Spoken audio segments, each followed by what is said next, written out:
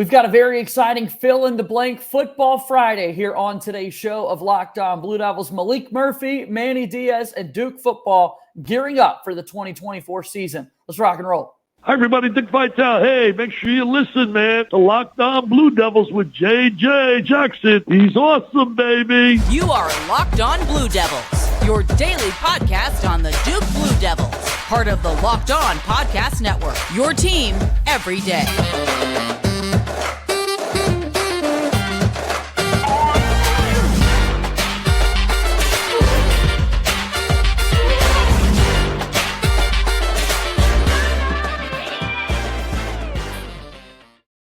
Hello, everybody, and welcome into another episode of the Locked On Blue Devils podcast. My name is JJ Jackson. It is so good to have you here with us on Friday, June 14th, 2024. Locked On Blue Devils is your one-stop shop discussing everything going on in the life of Duke athletics. If you have not done so already, please be sure to follow us on X at LO_Blue Devils. I'm there as well at _JJ_Jackson_. Listen to our podcast each and every day. You could leave us a 5-star rating and written review. Over the summertime, we're down to just 3 shows a week, but still plenty of great content. So make sure you support us. Leave those 5-star reviews on the podcast platform. And then also make sure that you subscribe to our YouTube channel to watch the show daily. It's awesome. Like these videos, share it with your friends, as your support means so much. With it being a Football Friday, we've got some fill-in-the-blank topics that we want to discuss. We're gearing up, getting excited for the 2024 season. So why not a little off-season football chatter? And who better to have on the show with us than my very good friend, Josh Cox from Duke Football Talk Section 17 podcast, here with us once again today. Josh, how are you, man? I'm doing great, JJ. Getting geared up, man. This is this real off-season now, right? We're in the real off-season, but football's right around the corner, and glad to be talking about some Duke football and some Manny Diaz for sure. Yeah, middle of June, really excited to get closer to the start of the football season, but having to find some things to talk about with not as much news out there right now regarding these things. So why not do a little bit of fill-in-the-blank conversation? So with that being said, Josh, we take a look at this upcoming football season. A lot of chatter about Maalik Murphy and Manny Diaz kind of joining the program. Manny Diaz, of course, taking over as Mike Elko's 2 seasons as the Blue Devils head coach.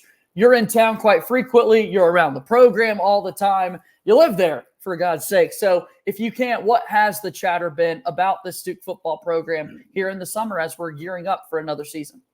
Well, I would say the biggest chatter here recently has been the success in the 2025 recruiting cycle.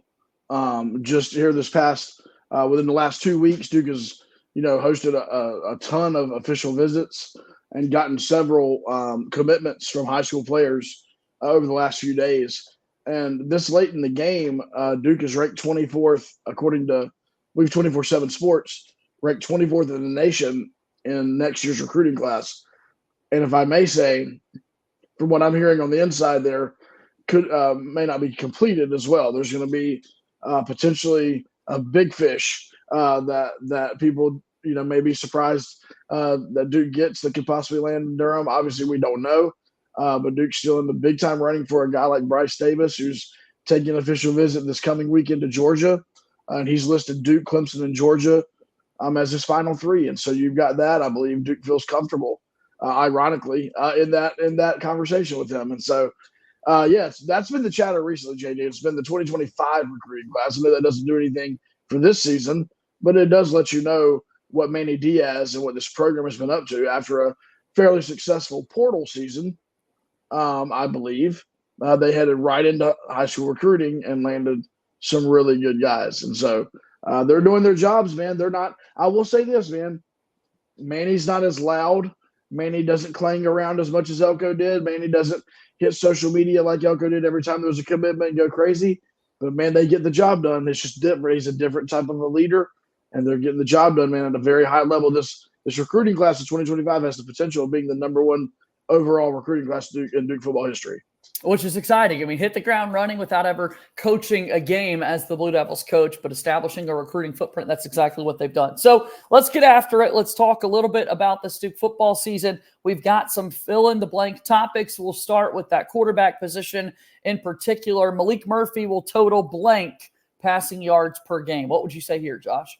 Oh yeah. So, well, number one, where this begins and ends, we could, and I know we're going to obviously talk about Malik. We could take Maalik Murphy's name out of this equation for just a second, and we could just say the Duke quarterback. And where we're going to start with that is the fact that the offensive coordinator position is SMU fast as lightning. How many times can we run the play? You know what I mean? How quickly can we get back up on the line of scrimmage? And Johnny Brewer there is all about speed and all about getting the ball down the field. And so that's where we have to start. And then you have Maalik Murphy and his talent and his arm strength and the way that he's athletic. And so you put those two things together, man, I'm going to go. I mean, I don't see why we couldn't be sitting at the 280 to 300 range. I might go conservative there and say, 280.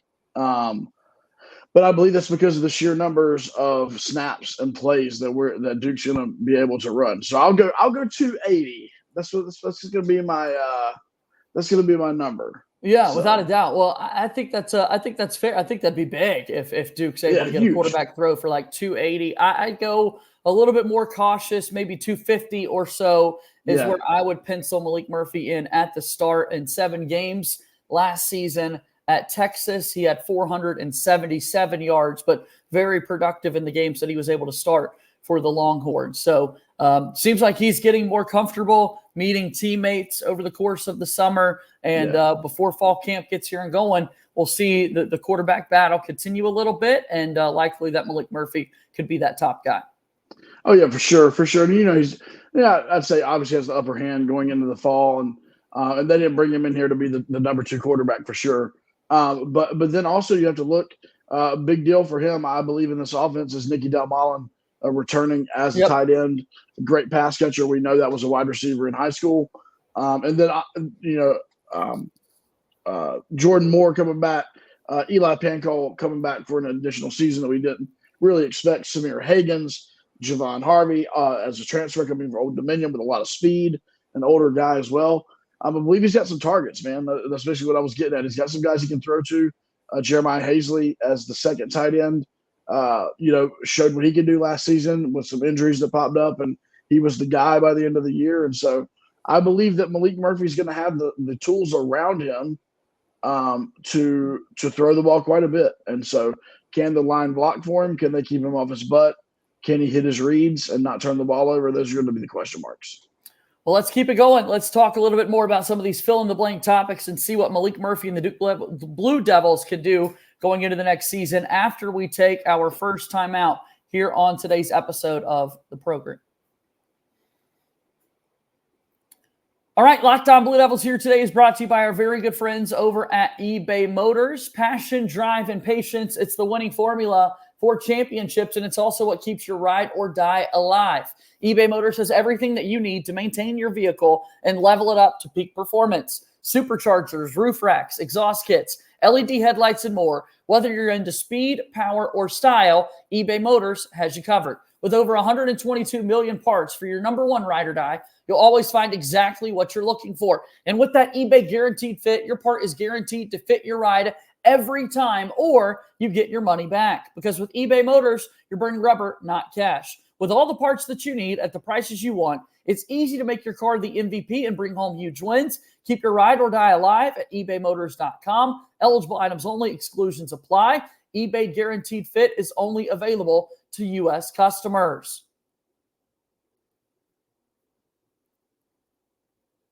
Locked On Blue Devils here today. JJ Jackson joined today by my good pal Josh Cox from Duke Football Talks Section 17 podcast. Promote all the good things that you've got going on, man, because look, content might not be as, a lot of it right now, but it's coming. Football season is right around the corner, and so all that good stuff is coming from you guys. Yeah, it's coming, and we're actually putting out some exclusive behind-the-scenes stuff coming up here over the next few weeks. We've got a meeting with some folks in the program next week to get some of that done. So we'll be able to bring you a little bit of behind-the-scenes stuff from inside the program in the months of July and August, which is going to be really cool because we're really starving, for content during that time. But obviously, you can follow us. Duke Football Talk is our website, dukefootballtalk.com. At Duke FB Talk on Instagram, Twitter, X, I think TikTok as well. I'm too old for that, but I think that we're on there. And then Facebook, Duke Football Talk. But we have the Section 17 podcast, and so I want to encourage you to check that out wherever you do listen to podcasts. We're on YouTube as well, as JJ mentioned already. On this Friday, give us a follow, give us a subscribe, a like, a review, something like that.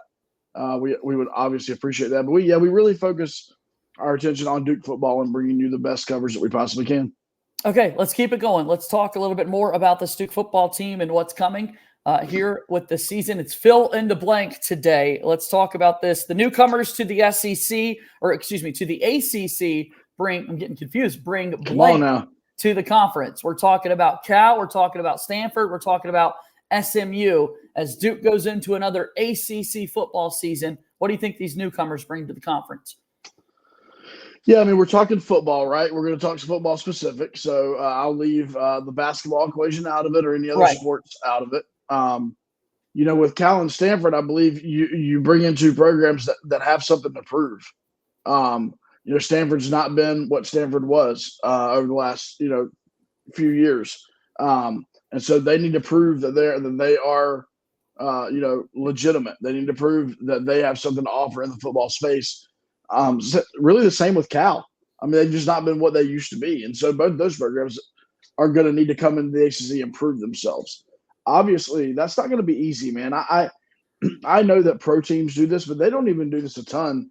But just the cross-country travel and the time changes and, like, all of those things, that's going to be unique for those guys. I mean, they're playing East Coast schools and Eastern time zone schools. And, who knows if they get you think about it, if one of those teams, has a 12 o'clock start on a Saturday, I mean, that's a 9 a.m. start in their mind. It's early. It is early. And so, anyway, just thinking through those things, I think there's going to be a challenge there.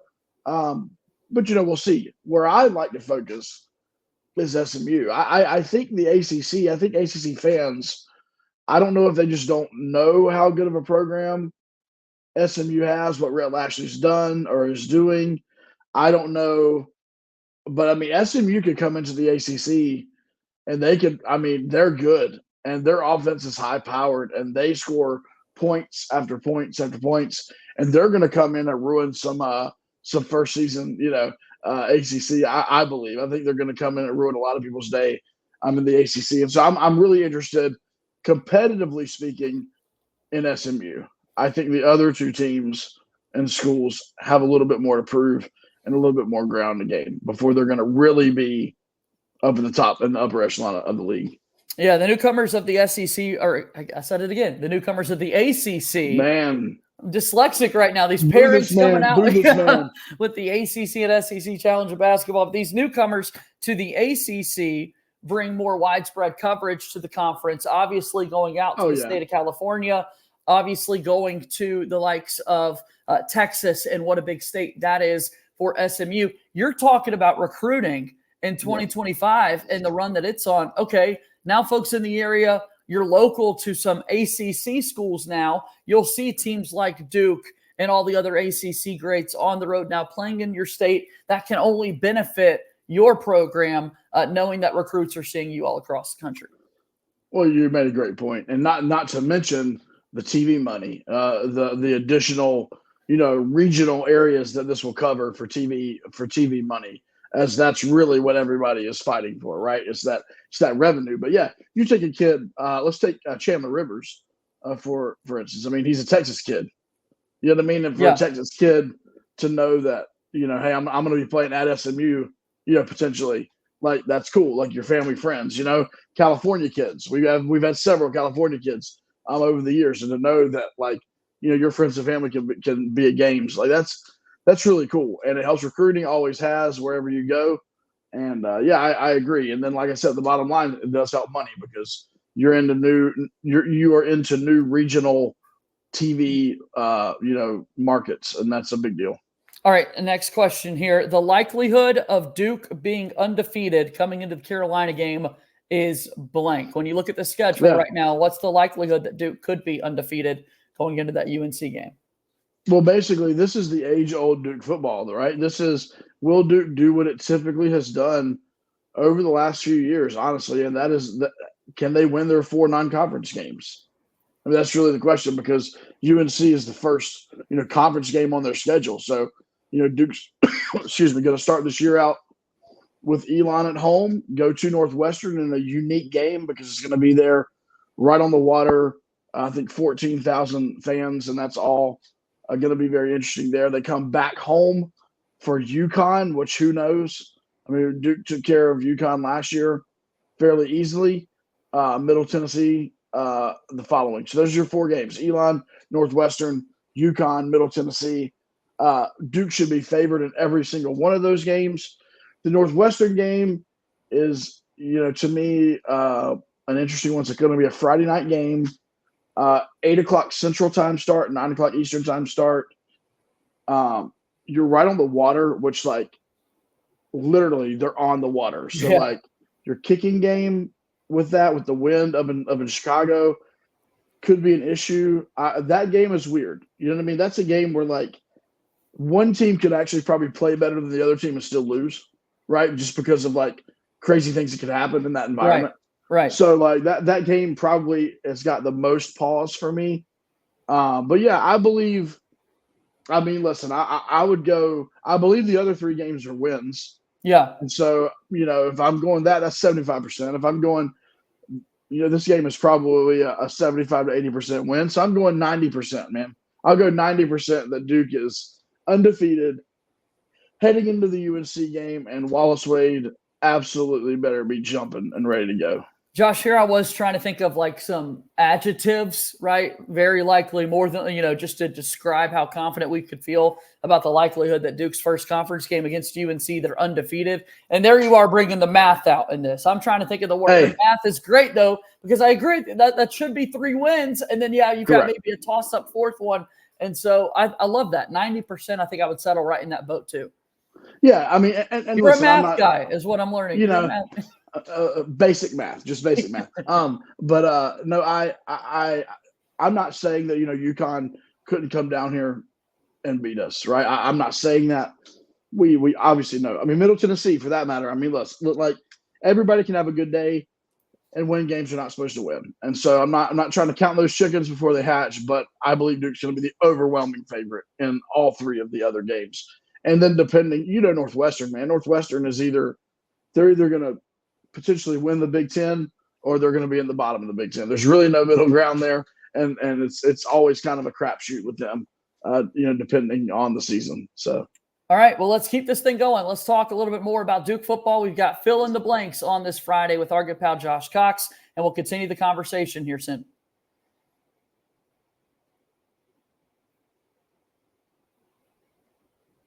Want to make sure that you know about Locked On Sports today. Our company Locked On has launched the first ever national sports 24/7 streaming channel on YouTube, and now it's also available on the Amazon Fire TV and the free Fire TV channels app. Locked On Sports today is here for you 24/7, covering the top sports stories of the day with local experts of Locked On, plus our national shows that are covering every single league. You can find Locked On Sports today now available on the free Fire TV channels app. Go check it out right after this. Make it your second listen here today. That's Locked On Sports today.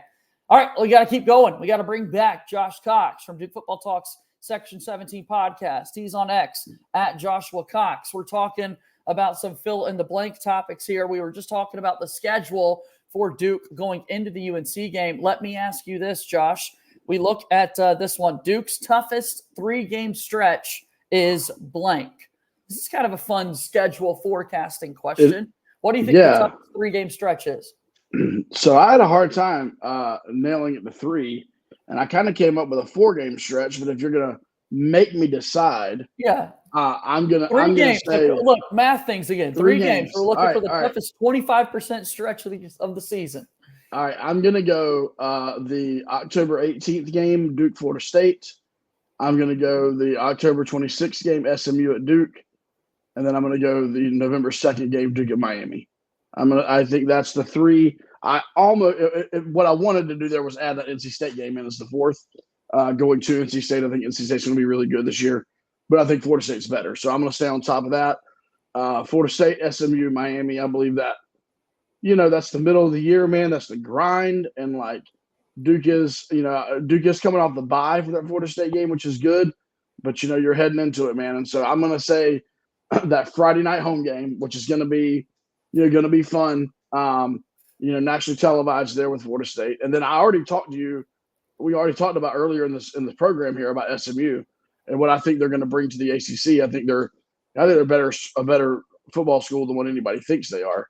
So they're coming in, and then we go to Miami, which Duke's had some success against Miami for sure, but that's going to be a great game. And so I think those three. Those are the three I'm looking forward to, and I think are going to be tough for Duke.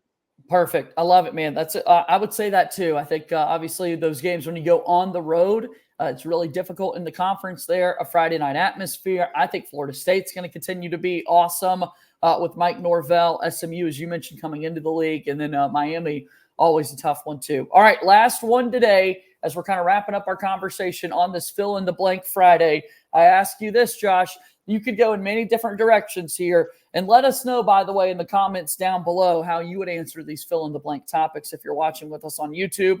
Blank will be Duke football's best team statistical category this year. So when we're looking at where they rank within the conference and those things, What do you think is going to be Duke's best strength statistically as a team? All right. Shout out Manny Diaz and Jonathan Patke here. I'm going to stay on the defensive side of the football. As you should, I think. Yes. I believe that's the wise thing to do. I was going to go takeaways just in general, right? Fumbles, recovered, interceptions.